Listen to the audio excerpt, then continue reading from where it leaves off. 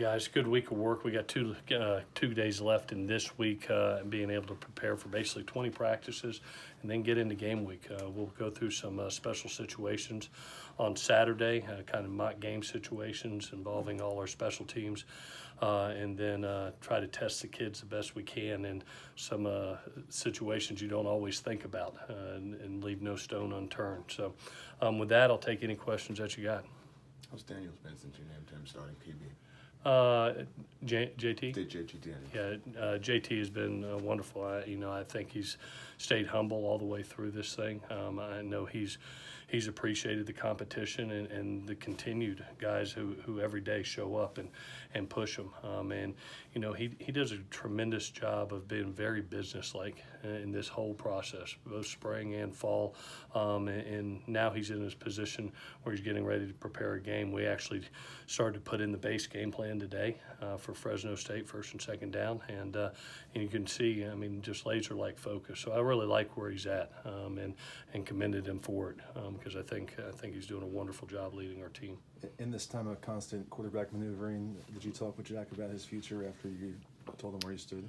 No, I've told every quarterback, it's always hard when you have 4 great quarterbacks on campus and you have the availability to. I've never had 4, and my dad even told me, he said, this is pretty special, son. He goes, he remembers the time when he had Jim Kelly and Vinny Testaverde and Bernie Kosar in the same room, and he goes, it's hard when you got really good players and you got to tell them that, hey, you're in this position, this is your role right now. One of the things I tell each and every kid is, those 30 practices made each one better. Now it's our job as coaches and players to continue to progress. No matter what your role is, you star in your role, and you help your team any way that you possibly can while perfecting your game and perfecting your craft. And that's what I've told each one of the kids. I love each one of them. I've recruited each one of them, and I've got to get them ready for the next opportunity and their next step. So whether that's Jack, Matt, or Keaton, or JT, every day you show up and you coach everybody.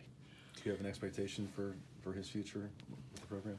No, I don't. I know Jack is a great teammate, and he loves this team, and he loves his teammates. He loves USC. He gets his degree, which I'm so proud this semester. I know that's extremely important to him, and this team's important to him. He loves his brothers, and so, well, obviously when you just get news, it's got to settle in, and I'll say this: Jack Sears is one of the best men that I know. And one of the most honorable men I know, and one of the fiercest competitors I know, and we'll always support him. Graham was really complimentary about Caden, and one of the best talents he's ever seen. Makes throws the other guys can't throw. Does he make throws that say JT can't make, for example? I would say that we're very fortunate that these kids make the plays that they make, and obviously for a young person, Keaton is a very good talent. He does have some growth to continue to do, but it's exciting to, when that's why you're at USC, and we've always been fortunate since 2001 on. I think every quarterback that's been here has been pretty dang special, so. But it's also since 2001 on you've seen a multitude of quarterbacks. And you've had the Matt Castles be here. That's pretty dang special too, as a backup, and so. You try to prep each and every kid ready for his opportunity. Every kid, all 4 kids can make all the throws. That's why they were given the honor of being in that competition. But Keaton's a great talent. I look forward to watching his future. As far as the backup guy that comes in, both Jack and Matt have done that. Is it decided, for example, if something does happen to JT, gets a hit in the head or whatever, that the number 2 guy is the next guy in? Well, right now, as I listed them the other day, we have JT, and then it goes Keaton, Matt, and Jack in that order. And obviously, we're still repping right now 3 quarterbacks, and in individual, we're repping all 4. In team situations, we're having the opportunity to rep 3 because you just have to be able to give more reps to the 1s and 2s, and Matt's seeing a little action in there too. But right now, that's the order. If for whatever reason JT was to go down, then Keaton would step in. How do you decide to divide those reps and not just give a whole boatload to the JT. The majority of it, as you look at about, I know you're not out there to be able to see the team reps, but if we have a 20-play segment, JT's getting about 12 of them, and then he's getting the other 8.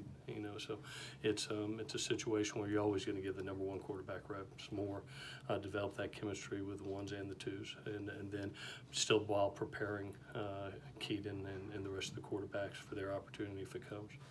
We only saw that kind of the walkthrough series yesterday, and Vi was out there with the first team after missing all camp. But where does he stand, even though he's missed most of camp? I'll give you that depth chart next Friday. Okay. But that's a great, hell of a try. I like that.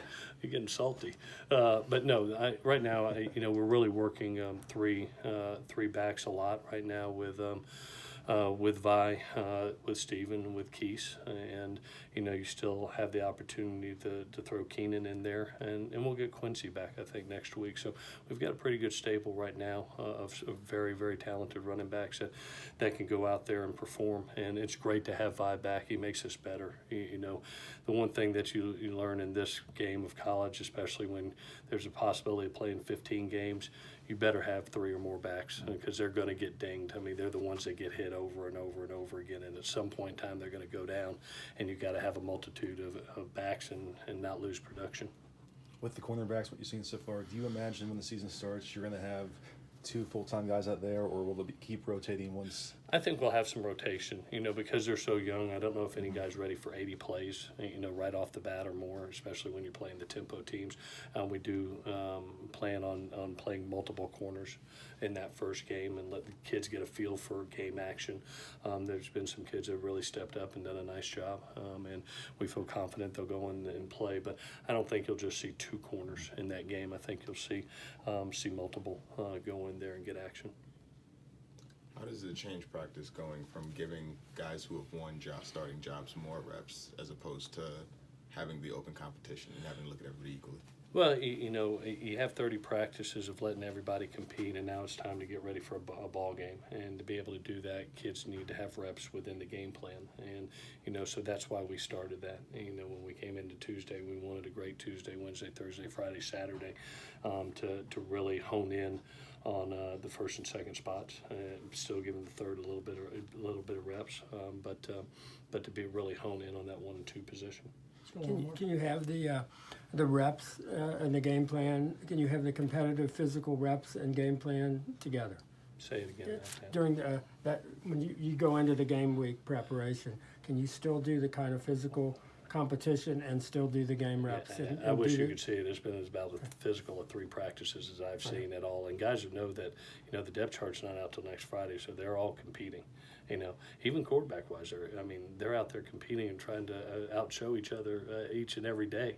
In each position. It's been fun to watch the DBs battle and compete. It's been really fun to watch the offensive line honing in on their spots and the wideouts trying to define their role. Each and every position, that's what that field's for. And the last 3 days, I just got done commending them because it's been as good a Tuesday, Wednesday, Thursday as I've seen. It's been, it has not felt like a really normal game week. It feels like still camp, and they're going 1,000 miles an hour even today. So it's been a great week. All the way around. It's been a different week for us, to be honest with you, because first time we haven't had school this week, and so we've actually gotten some great work, and both in strength and conditioning, getting in a little bit of extra rest, a little bit meeting time, being able to practice a little bit more. So it's been a really great week for us, and something being a semester system you really don't get. It feels like a quarter system, to be honest with you, but it's been a really, really special week for our kids. Can we just get a quick injury update? Any significant injuries out of practice this week? Not that I know of, no. Okay. We've been, matter of fact, I got the injury card right here. That's as good as you could possibly have. Thanks a lot.